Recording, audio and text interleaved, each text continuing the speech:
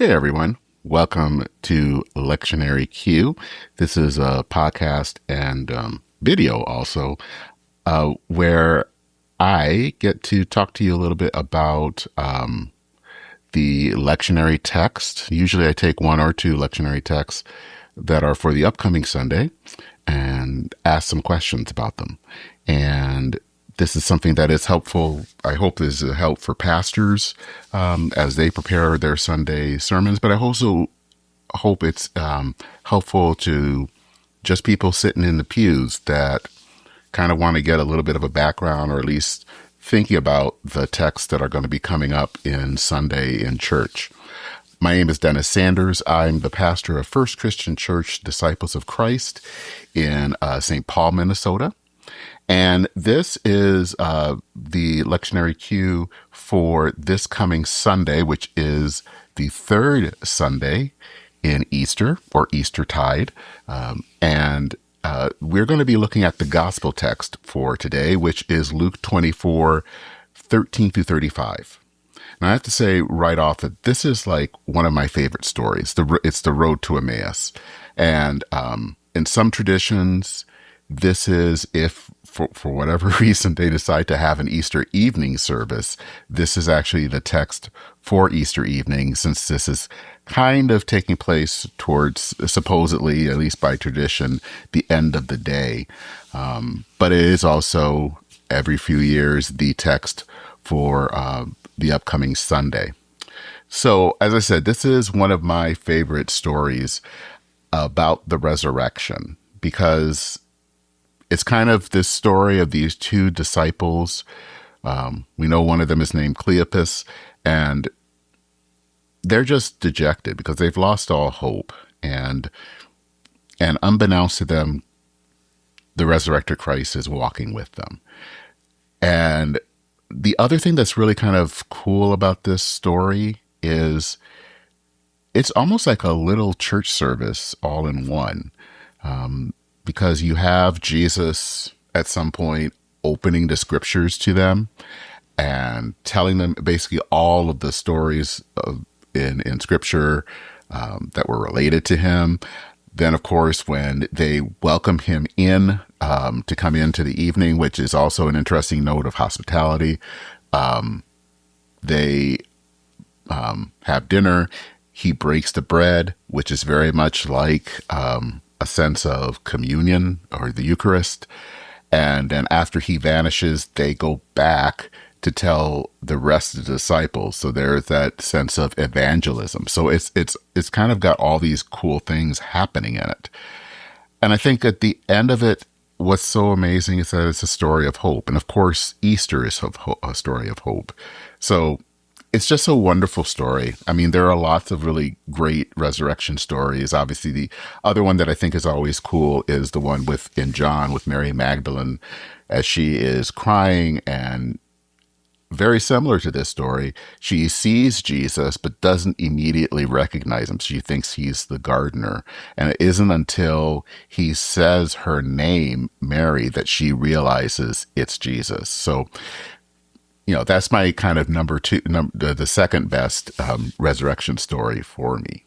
So those are some things to think about, actually, when you're preaching, or if you are someone sitting in the pew, to think about when hearing this story.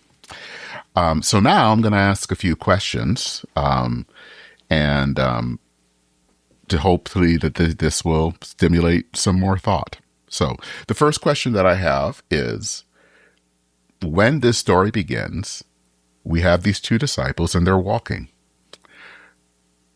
Now, they have actually heard all the stories that went on. So the question is, why do you think that they were walking from Jerusalem to Emmaus?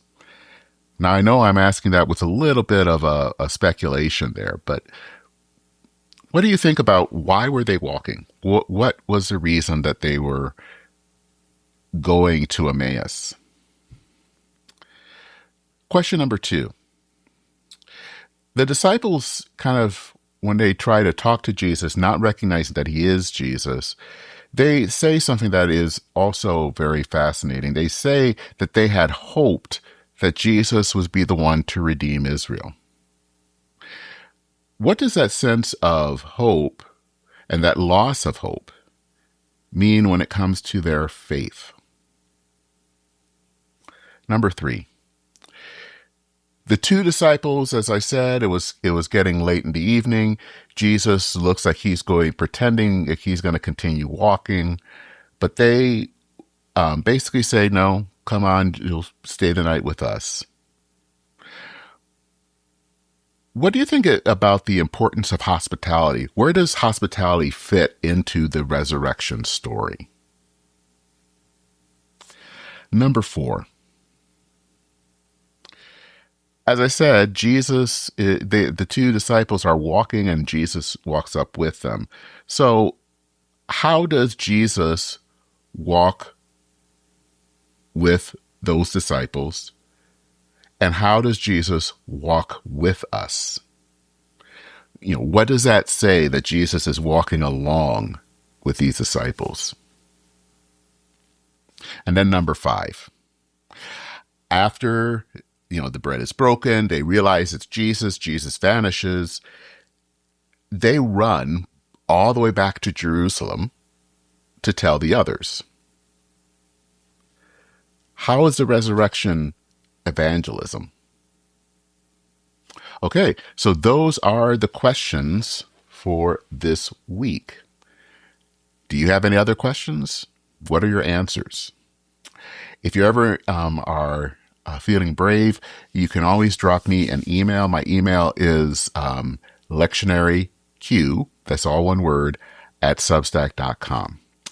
And if you live in the Minneapolis-St. Paul area, I'd love to welcome you to come to church. Here, we worship at St. Timothy Lutheran Church, which is in St. Paul. And you can find out more by going and checking out our website at fccstpaul.org. And St. Paul is all spelled out as in Saint and then Paul. So that is it for this week, for the 3rd Sunday of Easter. May God bless you in the coming week, or this coming Sunday, as for pastors as you preach, and also for those of you who are hearing the good news when you're sitting in the pews or in their chairs. Godspeed, everyone. I will see you next time.